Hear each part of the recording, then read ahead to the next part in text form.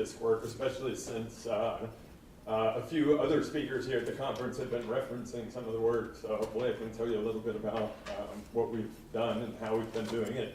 So I'm going to try not to talk too much about some of the older work that some of you have heard about before, and I'll try to spend most of the talk talking about some of our recent results from this. So just to make sure, I always, whenever I talk about tilted accretion disks, even though most of you probably have a good picture of what I'm talking about, I'd just like to review. So we're of course talking about accretion onto a black hole, and we assume that pretty much every black hole has some angular momentum or spin. And of course the accretion disk you can think of on some average sense has its own angular momentum vector, and so a tilted disk is just one where those two are misaligned, and I'll use the parameter beta sometimes to indicate what that misalignment angle is between the two.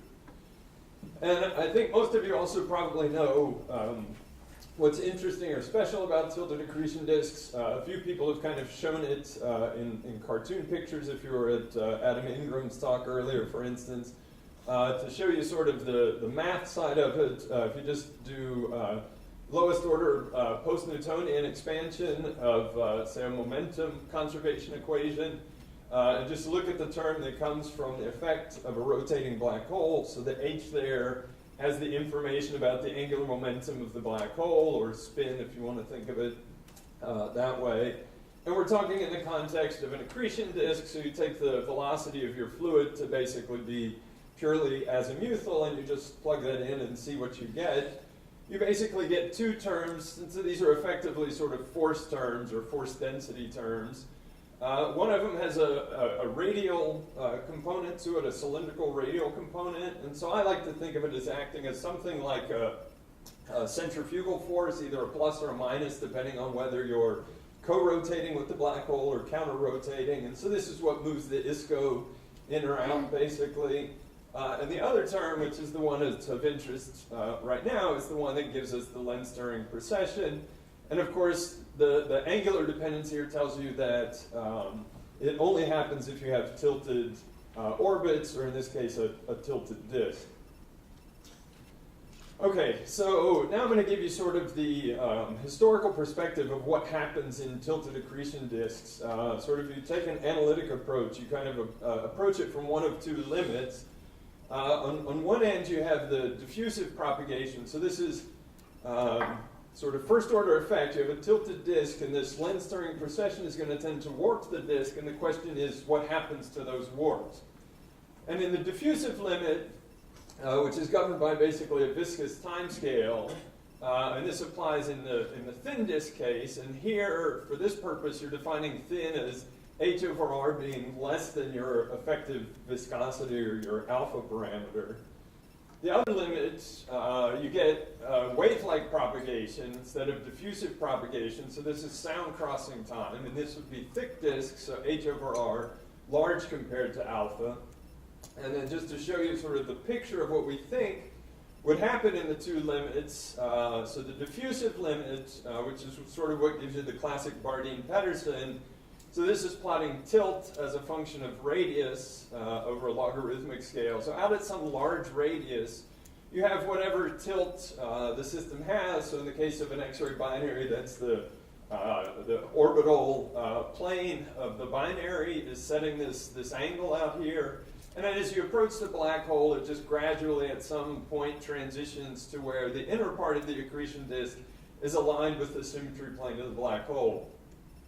In the other limit, this thick disk limit with wave-like propagation, you actually see that as you come into smaller radii, it doesn't begin to align with the black hole. In fact, you can get this crazy oscillation where the tilt as a function of radius is an oscillatory function of radius, and not towards smaller values of tilt, but towards larger values of tilt. Okay, so that's sort of the picture you have in mind based on sort of analytic and semi-analytic studies. And then basically what I was foolish enough to do a number of years ago was to try to just stick this into a simulation and just sort of find out what happens. So this was a full general relativistic MHD simulation. So you're getting the Lens-Turing precession from the geometric itself. You're doing MHD, so you're not sticking in an alpha parameter, you're letting the MRI drive the accretion. And so I just took what was a pretty standard setup at the time. You take an analytic torus solution orbiting around the black hole, and in this particular picture, the spin axis of the black hole is up and down, the spin is 0.9, and I just took that analytic torus and I just tilted it 15 degrees, and then just started the simulation and basically let it run. And so some of you have seen this movie at this point. This has been around for a while, and it's linked on my webpage if you ever want to see it or use it. And so in the body of the disk, to first order, it looks like any other simulation of an MRI turbulent accretion disk. You've got all this turbulence being driven by the magnetorotational instability. You notice that something is strange happening close to the black hole where it doesn't look like anything's lined up with any particular plane. There's kind of stuff coming in from funny angles, and I'll zoom into that at the end. Some of you may have also noticed that it looked like the turbulence went away during the simulation. It's actually, the turbulence is still there. There's actually large-scale epicyclic motion that's going on top of the turbulence. And so you're actually seeing the smoothing from the epicyclic motion sort of countering the turbulent motion. And so here's a zoomed in picture. The colors are kind of washed out. So basically, relating to the previous slide, if you go back then and analyze that and just plot tilt, so this is sort of an average tilt as a function of radius for that simulation, you see not unexpectedly, we were doing a fairly thick disk. And so we get no Bardeen-Pedersen alignment. Our tilt comes in and it actually tilts away from the symmetry plane of the black hole and not towards it. Okay, but again, we were doing the thick disk, so this seemed fairly consistent. So since then, a number of interesting things have been discovered from these simulations, and a number of interesting papers, and I don't have time. This is a short talk, relatively short talk, so just to highlight a few things, and then I want to get to the more recent results. We discovered shortly after doing the simulations that one of the interesting features was there were standing shocks that show up in the disk. And this has to do with the fact that the tilt is driving these epicyclic motions. You can imagine if you follow a fluid element in one of these disks on its orbit around in the disk, it doesn't go in a circular orbit, it goes in an elliptical orbit. And the eccentricity of the ellipses gets steeper as you get to smaller radii. And what that leads to is the orbits get more and more crowded as you get to smaller radii. And that crowding and supersonic motion leads to shocking. And so you end up with a shock in the upper half of the disk on one side of the black hole, and another shock on the lower part of the disk on the other side. So you have these two standing shocks at small radii, and that has interesting effects on fluid trajectories and heating the disk and all sorts of things. One of the other interesting things that it led to is we noticed, so this is that first simulation done at a spin of 0.9, and we noticed that the disk seemed to cut off at a rather large radius. So it was cutting off somewhere between 6 and 7 Rg, whereas typical ISCO considerations, like in Jeff McClintock's talk the other day, you expect at 0.9 that your disk should cut off at about 2 gravitational radii. And so we were interested to see if this was something peculiar about that particular simulation, so we actually did a series of simulations, all with the same tilt, but with different spins. And we found in all of the tilted simulations, they more or less cut off at between 6 and 7 gravitational radii. So as a sanity check, we went back and did some untilted simulations, and we found that the untilted simulations more or less follow the monotonic behavior that you expect for the ISCO. So this really does seem to be an effect that's associated with the tilt, and we think it's associated with the effect of these standing shocks that form in the tilted flows. And this was confirmed actually in a number of different ways that they really do cut off at a large radius, including we did radiation modeling and showed that even in radiation modeling it cuts off out at 6 or 7 Rg. If you were at Adam Ingram's talk this morning, you've seen the movie of the global precession that these disks go through.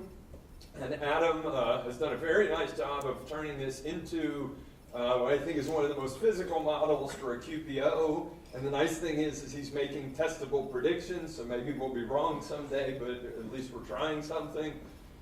And then the last one, this just came out fairly recently. Jason Dexter has been using some of these simulations to try to study Sagittarius A star. And if Jeff McClintock convinced you the other day that there are no tilted disks in X-ray binaries, then at least Sagittarius A star should be a clear case where there's no reason why the accretion flow should know anything about the spin orientation of Sagittarius A star. So I would think if I was going to bet money, that would be one I would bet has to be tilted in some sense. And so he was looking at trying to match the spectra of Sagittarius A star, and he and others had always noticed that if you use untilted simulations or untilted models, that you can't produce the observed near-infrared emission. I mean, you can meet this sort of millimeter wave, the millimeter bump here, sub-millimeter, but you miss the near-infrared emission.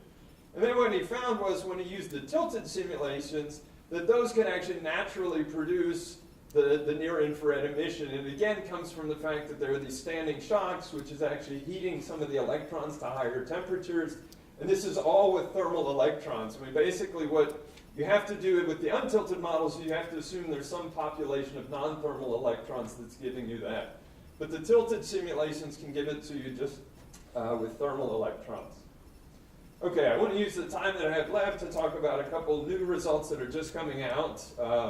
This is a paper, Omer Blaze's undergraduate student at the time, now a graduate student at Columbia, went back and analyzed the standing shocks that I mentioned a bit more carefully than we had done originally. One of the things he looked at was the dissipation associated with those shocks. And so what you see here is a plot. This is a couple different simulations at two different tilts. So the top plot is mass accretion rate in arbitrary units. The second plot is dissipation rate, so the dissipation associated with the shocks in arbitrary units. And both of those are there just so you can do the scaled dissipation. How much energy is dissipated as compared to the total rest mass energy that's being contributed by accretion? And so you find that it's somewhere between about 3 and 10%. And that's really interesting, because just normal dissipation, the normal accretion efficiency or radiative efficiency of a disk with a spin of 0.9 is of the order 10%. And so you're basically getting a comparable amount of dissipation from these shocks as you are from just the normal turbulent dissipation of energy through accretion. So these could be really important to the energetics of the disk, to the spectra and things like that that would need to be taken into account.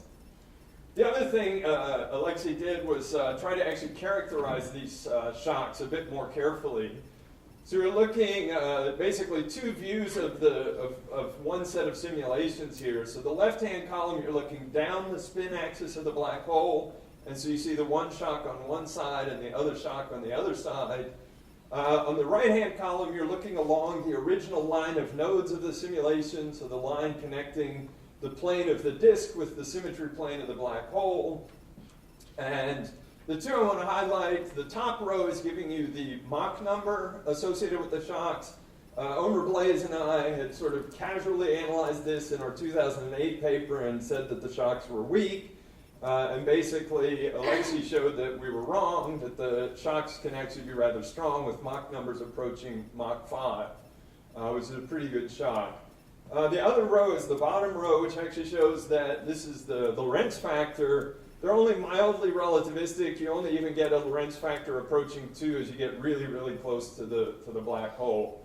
So they're mildly relativistic, but they're strong shocks, just to characterize things a bit better. Now, the other thing that we've submitted, we're waiting to hear back from the referee on this one, but so I told you our initial simulations were relatively thick, and ultimately we would like to go and probe the other limit, the thin disk limit, but that's really expensive with global general relativistic MHD simulations. So we're working our way in that direction. This is basically our best job of it so far. So this is a simulation. The two things we did in this was we wanted to do a thinner disk, but we also wanted to try to match with some of the semi-analytic models most of the semi-analytic models only apply for small spins and small tilts. So that's why we chose such a dinky spin and such a relatively small tilt, was so we could match with the semi-analytic models. I'll show you the movie of it just so you see, but this is going to look very much like any other movie of black hole accretion in the GR-MHD simulation. In fact, that's sort of the point of this. If I showed you we did an untilted and a tilted simulation, if I showed you both of them, you would have trouble, I think, picking out which one was the tilt and which one was not the tilt. This is the tilted simulation. It's shown with the disk angular momentum axis up. The black hole is actually tilted 10 degrees off to the left, but you really hardly notice any effect of it in this particular simulation. And that was actually one of the conclusions. So again, we got, let me skip to the, well, I'll show you this, and I'll show you the next slide shows you the tilt. This is just to show we're in the regime. So I told you there's the two regimes. There's thick, where h over r is big compared to alpha. Thin, where h over r is small compared to alpha. This particular simulation, we're sort of in the regime where h over r is approximately alpha. So there's our h over r. The disk was very steady at about a thickness of 0.08. The red line is the alpha, and it has a radial dependence, which I think Oleg is going to talk some about later today. But that's our effective alpha from this simulation. So then if you look at, for instance, the, I don't know if this is the computer being slow. Yeah, okay. So that's just to remind you of what we expected. So we're in this transition regime, so you might expect something that looks like this here, where maybe we sort of aligned but didn't quite align. I think I might have tapped too many times. No, let me skip ahead. Here's our plot of what happened. And so now I'm showing it to you as a space-time diagram. So you can see this is tilt as a function of radius at all times during the simulation. This is also showing you the twist or the precession as a function of radius, as a function of time for the entire simulation. The things to notice is sort of light blue is our initial tilt. So it would have to be dark blue if it was aligning with the black hole. So there's a little bit of alignment initially, and there's this front that kind of moves out that's sort of weakly aligned. But certainly if you look at late times, there's basically no alignment, and the inner part of the disk is actually tilted away again instead of tilted towards the black hole. Okay, so it's actually, again, moved away. The bottom row here, I'm just showing the semi-analytic models that we were trying to match, and there's an interesting point here. There were 3 semi-analytic models.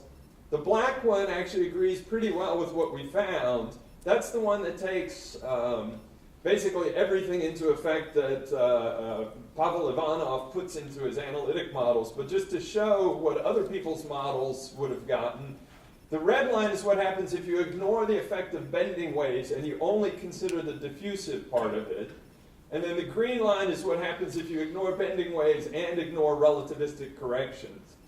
But if you take into account the effect of bending waves and the relativistic corrections, you can actually match the simulations pretty well with his semi-analytic model, which is nice. The right-hand side is the one that relates to things like, is there precession? Well, there is precession. Initially, there's differential precession. You can see the inside is trying to twist up as much as it can. But then it sort of reaches a point where it doesn't precess very much differentially anymore.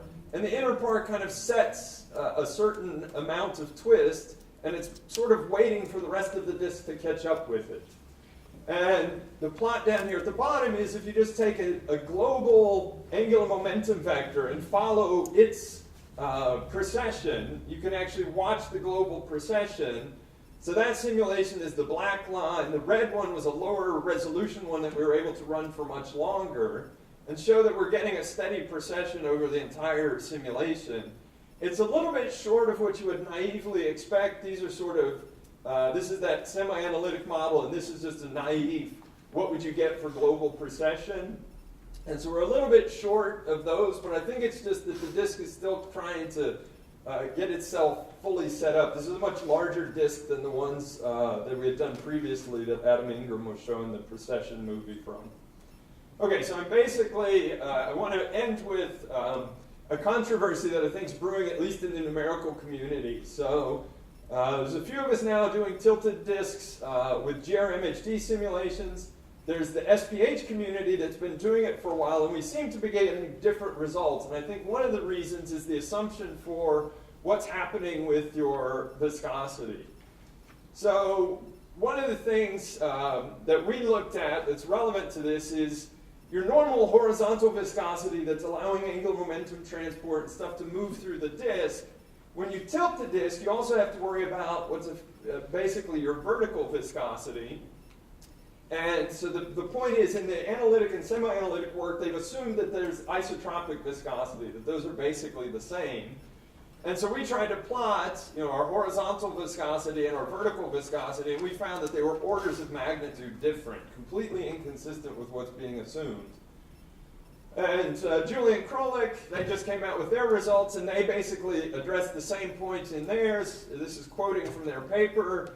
They basically say, if that assumption of isotropic alpha viscosity is right, then in this plot, what you should see is basically everything should have the same sign and should have magnitudes between 0.01 and 1, or 0.01 and 0.1. Well, the point is, everything that's black here is stuff that had the opposite sign, so they couldn't include it in this plot. So half the stuff has one sign and half the stuff has the other sign. And most of the color here is down in the blue or dark blue region, which is orders of magnitude below what you would expect from this isotropic viscosity assumption. So it looks like most of this analytic and semi-analytic work that assumes an isotropic viscosity and the SPH simulations are probably in a bit of question. So this sort of just summarizes everything I've said. I'm going to go ahead and wrap up so I have time for questions or can move on to the next talk. I do want to say, particularly for any other Americans who are overseas right now, Happy Thanksgiving. Those of you who are not from the United States and have no idea what I'm... That's it. Thank you. Thanks.